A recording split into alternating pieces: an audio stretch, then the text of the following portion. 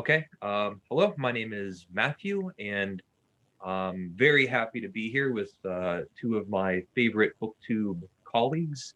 I'm here with Amy from the Dusty Bookshelf and Alan from the Book Traveler. And we've all read some short stories by Somerset Maugham, and we'll just be talking about them. Amy, would you like to say hello? Hi, I'm Amy from the Dusty Bookshelf. And Alan. Hi, everybody. Okay, so would you like me to just read off all the short stories and then go from there? Okay.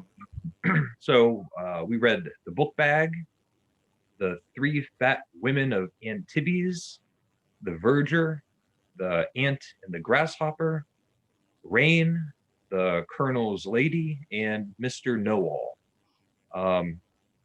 Alan, you picked them all, and Somerset Maugham, as you've said, is either your favorite writer or one of your very favorite writers. So, would you like to say why you picked them? Yes, W Somerset Maugham is my favorite writer. And I think that these particular stories show or display Maugham's delightfully cynical and ironic style and his mastery of the form.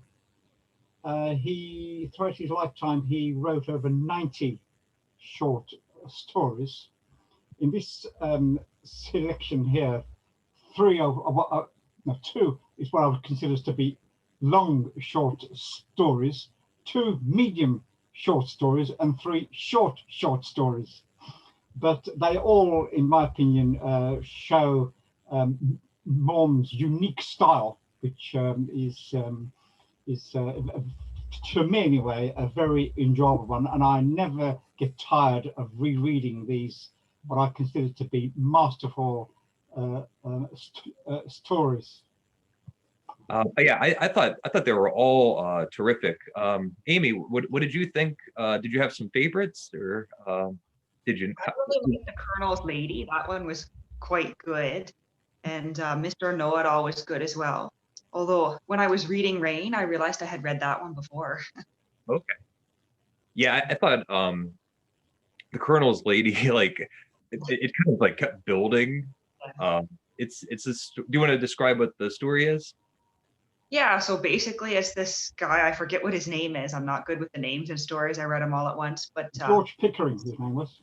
George, yes. George has Pickering, been married to his wife Evie for many years, and they go about their own lives. He's not that interested in what she's doing, and one day he sees a book of poetry on the table, published under his wife's maiden name. And he realizes that she's written a book, and he doesn't think much of it until she becomes like the most famous author on the town, and people aren't interested in him anymore. They're interested in his wife, but he's just embarrassed about the whole thing. And he told her that he had read the whole thing, but he didn't really get it. And then several months in, he realizes it's sort of based on her own experiences, having an affair that she had no idea he had.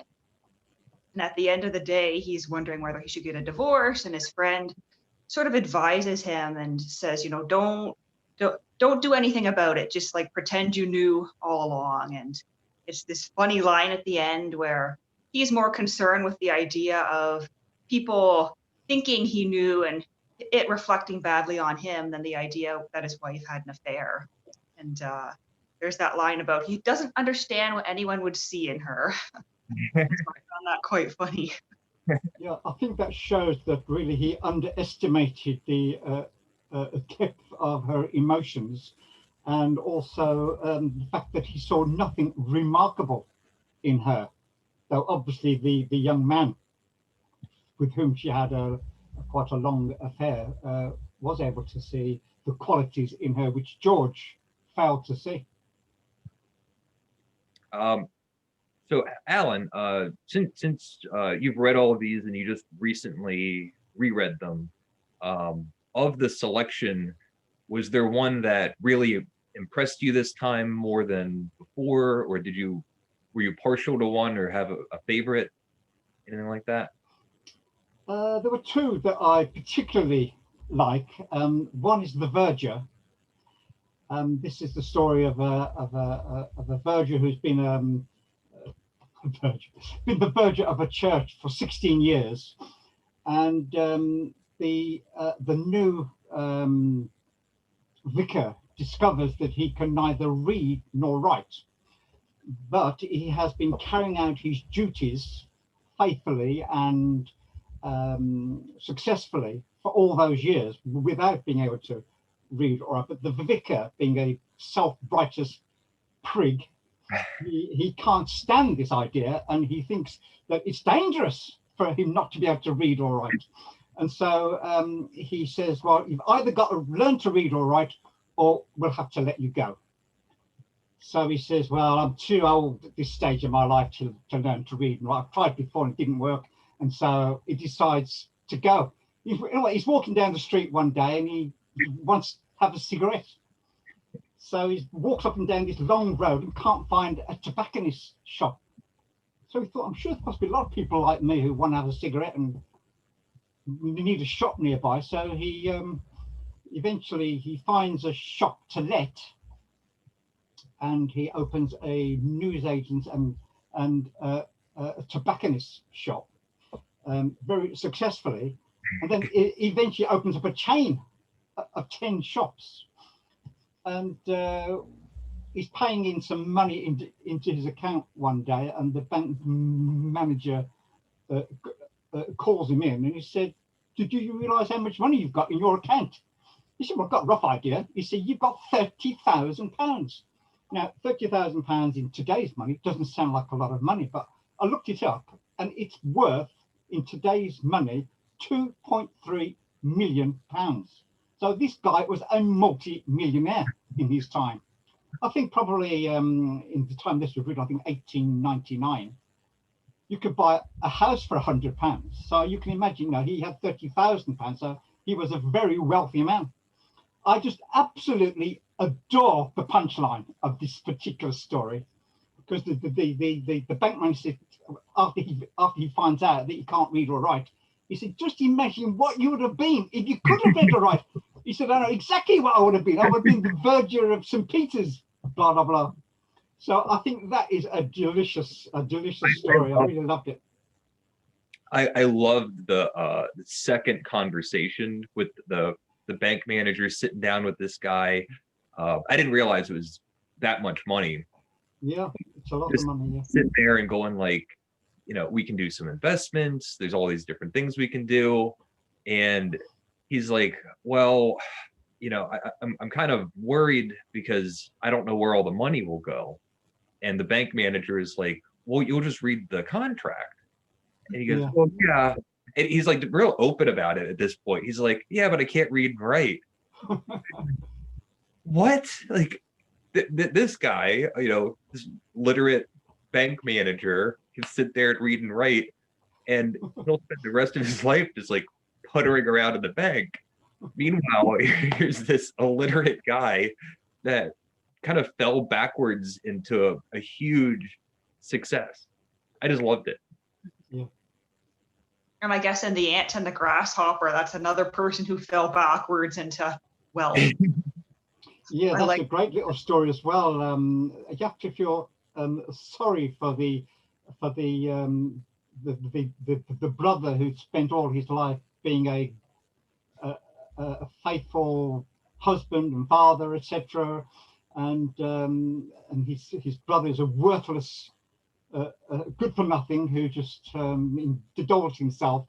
And then I must admit, I can't help liking the ending of this story, where he marries a rich woman who very conveniently dies and leaves him as a wealthy man. I feel so sorry for, what's his name? I think, yeah, he was also called George, who'd done everything right in his life, and his ne'er-do-well brother lands on his feet at the end. Hey, Amy, you've read what was it, of Human Bondage? Have you read any other of his novels? Yeah, I've read a lot of them. Of Human Bondage, Then and Now, The Razor's Edge. I think I've read most of them. what did you see a difference in like style or tone between his novel writings and his short stories? Not really too much. Like obviously the novels are more drawn out and you don't get those sort of snappy punchlines like you do in the short stories. And I think like you still get the depth in them because I feel like with everything he writes, he's trying to say something about society or about people. But of course, in the novels, it's more like a drawn out, sometimes a more depressing thing going on. But Do you some of the do you have a favorite novel? Like what would be one that you would recommend? of human bondage. Okay, all right. That's an interesting one too because you start reading it and it starts to read a bit like a Victorian novel. And then as you read on, it feels more like a modern novel. Because he starts off like with the character's childhood, like you see, oh yeah, he went to stay with his uncle, he went to school, and then we follow him into adulthood and his relationships and deciding what to do with his life. And that one's largely autobiographical too. It's a little off topic, but we both read Proust, and one of the things that I love is how like modern invention, new things kind of creep into the story, like telephones pop up, the carriages are replaced by cars. I don't know, that just sort of popped into my mind, but there's maybe some similarity, just in time passing. Yeah. So Alan, do you have a favorite, like your top, this is your favorite writer? So what's the ultimate Well, book? I just thought it was funny that that Amy should have chosen a human. I can't say that word. Bondage, because that is not my favorite novel. I've read it twice. It's quite a long novel, but it's highly regarded as Maugham's most accomplished work, but it's not my favorite. In fact, I've read about 12 or 13 of his novels. I'm not sure that I actually have a favorite. I just like all of them. I don't think I've read anything by him that I haven't liked. I think he's got a consistent tone and style through all of his writings, including his plays, his essays, his novels, his short stories. He's got a particular style and attitude and approach that he takes in all of his writing, and I just like the whole milieu that he creates in his writing. Have you seen the Bill Murray movie? Of what? The Razor's Edge? Is that a recent production? No, I think Bill Murray made it in the 80s, like around the time of Ghostbusters. I don't recall seeing it. I've seen some others, some other versions, but I don't recall that one particularly. Okay. Yeah, I might have seen it, but I can't remember it. I think I saw some version of the Razor's Edge from the 1940s or something. Yeah, probably I did the same. And that's actually what led me to pick up his books in the first place. Oh, really? I saw part of the TV movie, was intrigued, bought a paperback copy of the Razor's Edge, put it on my bookshelf, and didn't touch it for 4 years. There are several of Maugham's films on YouTube that you can watch, in case you weren't aware of that. They're in, I think there's a trio and a quartet that is available for you to watch, including The Verger. I'd recommend watching The Verger. It's slightly changed in the film, but not by much. Is it like a short movie, like a short film? Yeah, it's a short movie.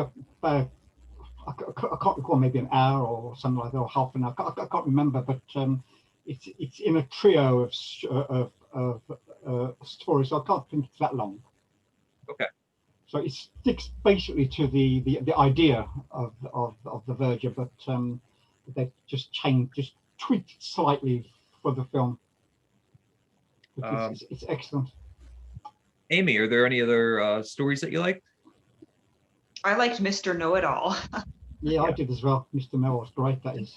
That ending where he says he's an expert in pearls and he's looking at the necklace around this woman's neck and says, "Oh, that's definitely real pearls, I know." And the husband says, "No, it's not. She got it at a department store in New York shortly before we sailed." And his wife had been alone in the States for a year and he had gone to meet up with her. And then, of course, she turns like deathly pale as this Mr. Know-It-All insists that it's definitely real pearls. And so he takes a closer look, sees the look on her face, and admits that he's wrong, even though he's right. And I guess the implication is that she's had some sort of affair in the States and been gifted this really expensive necklace.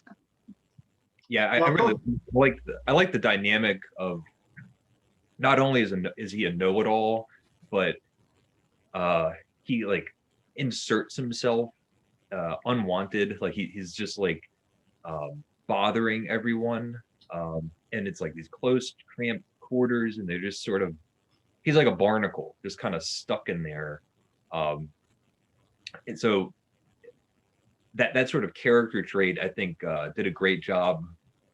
Like the irony pays off when he kind of takes a moment and says, I was mistaken. No, I'm wrong.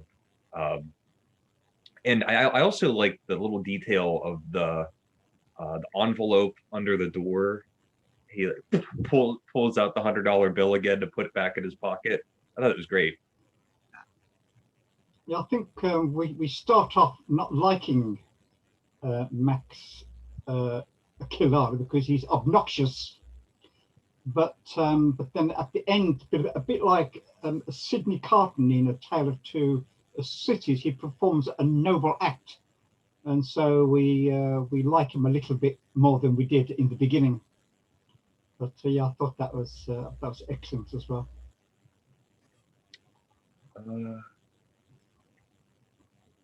And I really liked the three women of Antibes as well. That one was quite funny. What I can't understand with that is, how come for 25 years they didn't eat a square meal, and yet they got fatter and fatter? They weren't being truthful about something. But I love it at the end when they absolutely stuff their faces with all these lovely things that they hadn't been eating all the years. That's like so relatable, every diet ever. Yeah, exactly. Well, what did you make of the book bag, Amy? I liked the idea of the physical book bag, but the story itself didn't do much for me. Well, the book bag, I think, is just like it was a device that Maugham used to introduce the theme of his story. So if you remember, what came out of the book bag? What was the book that the man chose? I don't recall the title. Like the title meant nothing to me. The title was the absolute crux of the story. The title was The Life of Byron. And a bit later on, they discussed Byron and his incestuous relationship with his half-sister, Augusta Lee. That was the theme of the story. Yeah, I can pick up on that. That gave you the clue as to what the story was about later on. Obviously, there was an incestuous relationship going on between the brother and the sister on this island. And but what I can't understand is, how come she never got pregnant? I think these things. And also the other thing I can't understand is, why did he get married? If he was having this long-term relationship with his sister, I can't understand why he went away and got married. That confused me. But apart from that, sorry? I just assumed that he met this woman and was actually smitten with her and thought, well, I'm going to have this marriage like in spite of what I'm doing with my sister. And so I'm assuming he actually loved this woman that he married. Well, yes, she was young and attractive, and I'm assuming he must have fallen out of love with his assistant decided that it was, it wasn't something he wanted to carry on. But she was absolutely devastated, obviously, because she killed herself. So that's a spoiler. I hope you don't mind. Too bad. But yeah. Amy, was that your least favorite story? It was my least favorite story, yeah.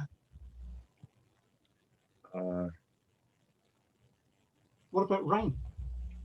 Or have you spoken about Rain? Rain was pretty good. That's the one that I realized I had read before. Yeah, I think that is probably his most famous one. His most famous short story is Rain. What I like about Rain is the way that Maugham used his descriptions of the rain as a symbol for the sort of implacable, self-righteous attitude of the Reverend Davidson, and of the way he, well, basically persecuted this poor Sadie Thompson. And but eventually, of course, she got her revenge effectively. Was it revenge though? No, well, it wasn't murder, but she certainly had the satisfaction of him killing himself in spite of the persecution that he imposed on her. So. Yeah, I think also the other thing that I got from that is that Maugham used Dr. MacPhail as a kind of a foil to the Reverend Davison, and I think Maugham is reflecting his own attitudes and probably the readers as well to a certain extent in the kind of comments that Dr. MacPhail makes throughout the story. I think it is a bit of a morally dubious story, obviously, but then Maugham liked to go on the edge as far as that was concerned. But the thing I like about Maugham's writing is he's never explicit. He's never crude or rude or lewd. He writes in such a way that you have to use your imagination and experience of life, I think, to be able to appreciate some of the themes that he tackles. Yeah, I think as far as a writer goes, I love how he's sort of like he can be savage or brutal, but it's always very measured. Like it reminds me of like when you hear about like that English humor where there's all of the like biting commentary is in the subtext. And I think he does that really well. It just seems like carefully considered and polite, but can really pack a punch behind it. Instead of like how you say being like gratuitously crude or something. Also, the other thing I like about Maugham is that he is very tolerant of human weakness. He's not judgmental. He writes about human foibles and weaknesses and moral failures, but he writes about it in a very humane and tolerant way. My favorite story was The Verger, and I liked the idea of this basically intelligent, capable, creative, hardworking guy that just happened to not be able to read and write. He was able to have a good job in the beginning, got canned, was self-aware enough to go, I'm way too old. It's just not happening. And then just comes up with another great idea. And like you say, the punchline is not that he's illiterate, right? It's like, look at this guy, look how stupid he is. Instead, like whoever the bishop or The whoever vicar, the vicar, yeah. the vicar, the one that like fired him, like had this thing, like you end up looking at that person and thinking like, well, what a jerk. Yeah. Like he's doing his job all this time. Now you have a problem with him. It's great. It seems unreasonable, really. Yeah. But the fact that he managed to become an extremely wealthy man as a result, I think, is a very satisfying conclusion to the story. Yeah, and like you said, like I think I always like short stories. Well, one of the reasons I like reading Maupassant is for that great punchline ending. And to me, that was just the best. He goes like, what could you have done if you could read and write? He goes, I would have been the Verger, like you said, like you would have been the Verger of the Saint Basilica. Yeah. It's just great. Amy, do you have any other thoughts? No, I think that's it. This was a great selection, Alan. Thank you. Okay, great. I could probably have chosen 7 other stories, but these ones seem to pop out at me, and I thought we'd all enjoy them. Yeah, I thought it was great fun. So I guess I'll kind of wrap up. If you're watching and you've read any of these stories, or if you like Somerset Maugham, please leave a comment. Let me know. Let all of us know what stories you like or have read, or novels, or anything like that. Amy, would you like to say goodbye? Goodbye. Goodbye, Amy. Bye, Matthew. Bye, everyone. Thank you for all this, and I'll talk to you soon. Bye.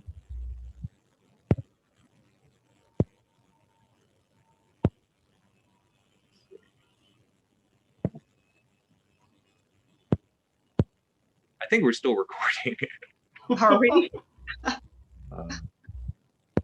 Technology. It's the off button. I'm looking for it. Press the off button. I think this will have to be an outtake.